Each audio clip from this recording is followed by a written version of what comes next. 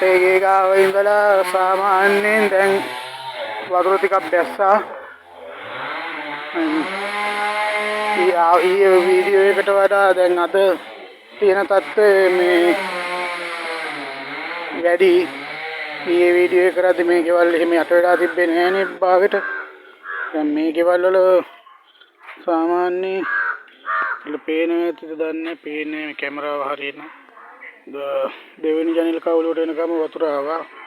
මෙතනින් කොහොම හරි මේ මාක් කරලා තියෙන මේ ගල් කෑල්ල දැන් වතුර ටිකක් බහැලා තියෙන්නේ. මේ ගල් කෑල්ල තියලා තිබිච්ච මට්ටමේ තමයි වතුර තිබ්බේ.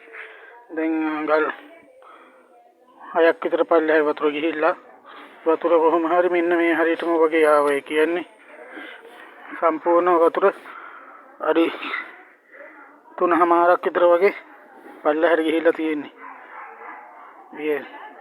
ඔව් අඩු වෙලා අඟල් 6ක් විතර තවත් අඩු වෙලා මාක් කරුවට පස්සේ